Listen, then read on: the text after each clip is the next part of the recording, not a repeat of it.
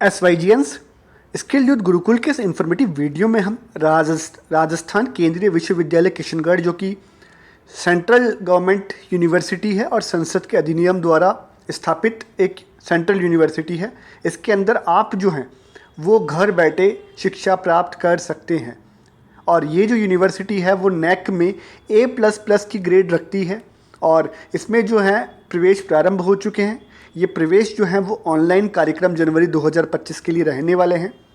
यहाँ पर लिखा हुआ है कि नैक द्वारा ग्रेड A++ तथा UGC नई दिल्ली द्वारा श्रेणी फर्स्ट विश्वविद्यालय का दर्जा इस यूनिवर्सिटी को प्राप्त है और इस यूनिवर्सिटी में, जो कि राजस्थान केंद्रीय विश्वविद्यालय है, ओपन ऑनलाइन कार्यक्रम में आप प्रवेश प्राप्त कर सकते हैं।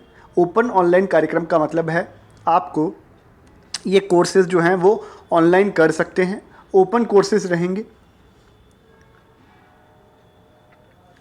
विश्वविद्यालय में ये जो 6 UGC कोर्स हैं ये भारत और विश्व भर के विद्यार्थियों के लिए उपलब्ध हैं। आप फॉरेन से हैं, आप इंडिया से हैं, आप ये कोर्सेज जो हैं वो कर सकते हैं। UGC से अप्रूव्ड ये 6 कोर्सेज PG और ग्रेजुएशन के रहने वाले हैं।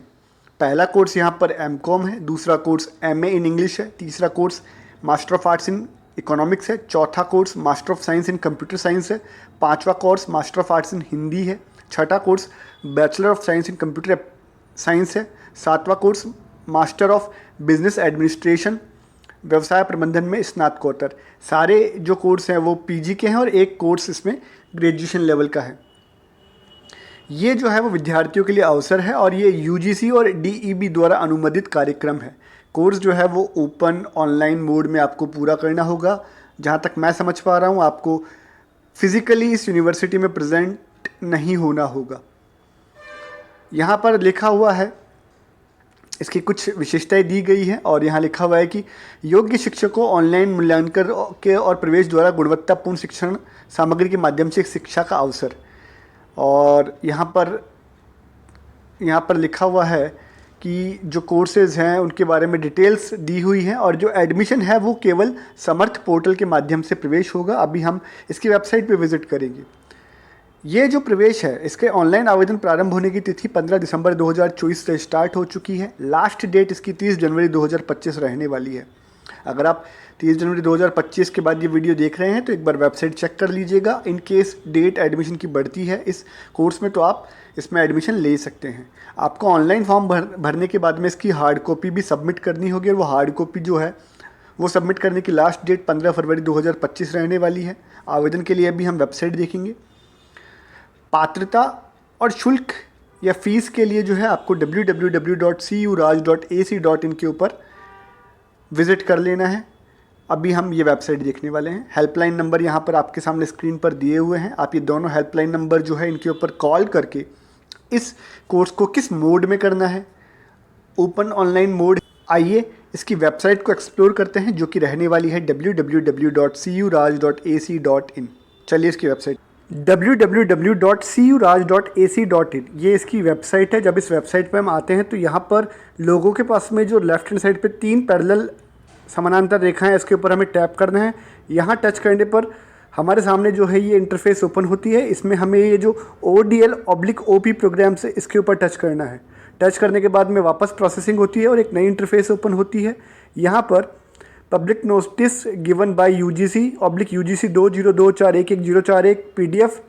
उसके बाद में इसका फ़ी स्ट्रक्चर है कि इसमें फ़ीस कितनी रहने वाली है, तो आपको इसका PDF डाउनलोड कर लेना है। उसके बाद में ये जो अभी हमने कोर्सेस डिस्कस किए थे इन सभी का एलिजिबिलिटी क्राइटेरिया जो है, योग्यता है, उसका PDF आप यहाँ से डाउनलोड कर सकते हैं। आइए इनको 1 बाय 1 स्टडी करते हैं। उसके बाद अगर आपको एडमिशन लेना है तो आपको एडमिशन लिंक के ऊपर टैप कर देना है। एडमिशन लिंक पे टैप करने से पहले एक बार हम जो है ये इसका नोटिस और इसकी फ़ीस स्ट्रक्चर और इसकी जो योग्यता है वो देख लेते हैं। उसके बाद आपको आवेदन कैसे करना है वो भी चेक कर लेंगे।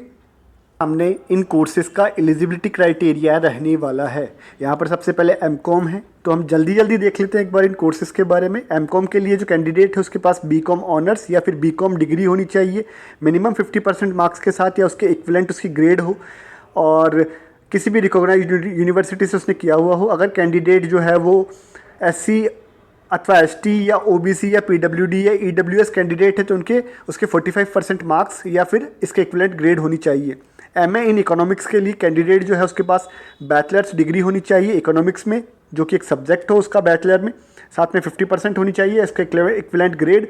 और अगर कोई कैंडिडेट नीचे रिजर्व कैटेगरी से आता है, SC, ST, OBC, PWD, EWS, तो उसके 45% मार्क्स या equivalent grade. MA in English की बात करें तो यहाँ पर बैचलर्स डिग्री जो है वो एक इंग्लिश सब्जेक्ट के साथ में होनी चाहिए रिकॉग्नाइज्ड यूनिवर्सिटी से। कैंडिडेट के बैचलर्स डिग्री में 50% मार्क्स हो। अगर वो SC, ST, OBC, PWD, EWS candidate है तो उसके 45% मार्क्स या इक्विवेलेंट ग्रेड होना चाहिए। एमए इन हिंदी के लिए कैंडिडेट्स के पास बैचलर डिग्री होनी चाहिए, उसमें हिंदी एक विषय होना चाहिए, साथ में 50% मार्क्स हो। और उसके अगर वो एससी, एसटी, ओबीसी और पीडब्ल्यूडी या ईडब्ल्यूएस से आता है तो 45% मार्क्स या उसके इक्विवेलेंट ग्रेड। अगर एमएससी इन कंप्यूटर साइंस करना है कैंडिडेट को तो उसके पास में 2 अलग अलग या 3 अलग अलग तरह की ग्रेड डिग्रीज हो सकती हैं। वो डिग्रीज कौन कौन सी है देख सकते हैं आप लोग। यहाँ पर कैंडिडेट के पास में जो है वो बीसीए या फिर बीएससी कंप्यूटर साइंस होना चाहिए, या फिर बीएससी आईटी होना चाहिए, या फिर बीटेक कंप्यूटर इंजीनियरिंग होना चाहिए, या फिर बीटेक आईटी या इसके इक्विवेलेंट डिग्री होनी चाहिए, या फिर BSc with computer science as one of the subject in graduation level होना चाहिए, या फिर ग्रेजुएशन में उसके मैथमेटिक्स हो और साथ में 12th में उसके पास साइंस स्ट्रीम से उसने की हुई हो। अगर वो SC, ST, SC, ST, OBC, PWD, EWS category से आता है तो 45% मार्क्स या उसके इक्विवेलेंट ग्रेड, या फिर जनरल कैटेगरी से आता है तो 50% मार्क्स उसके ग्रेजुएशन में या नीचे दिए हुए सब्जेक्ट्स में होनी चाहिए।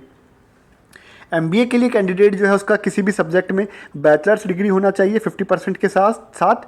और अगर वो SC, ST, OBC, PWD, EWS से आता है तो 50% मार्क्स की जगह उसके 45% मार्क्स भी होते हैं तो वो एमबीए के लिए अप्लाई कर सकता है। 7वां कोर्स जो है वो बीएससी इन कंप्यूटर साइंस रहने वाला है। इसके अंदर जो कैंडिडेट है उसका 10+2 के अंदर किसी भी विषय के अंदर जो है रिकॉग्नाइज्ड बोर्ड से इंडिया के अंदर मैथमेटिक्स जो है वो एक ऑप्शनल सब्जेक्ट होना चाहिए और उसके 50% मार्क्स जो है वो बोर्ड एग्जाम में रहे हो या उसके इक्विवेलेंट ग्रेड हो। अगर वो candidate SC, ST, OBC, PWD, EWS से आता है तो 45% मार्क्स पे भी वो अप्लाई कर सकता है। इस प्रकार से 7 कोर्सेस है जिसमें वो अप्लाई कर सकता है। अब हम इसकी फ़ीस स्ट्रक्चर देखने वाले हैं। इसकी फ़ीस स्ट्रक्चर क्या रहने वाली है, इस स्क्रीन के ऊपर आप इसकी फ़ीस स्ट्रक्चर देख सकते हैं। जो एमए इन इकोनॉमिक्स है उसका बेसिकली फर्स्ट ईयर का 18,750, सेकेंड ईयर का 17,750 रहने वाला है। आप अगर ओडीएल के अंदर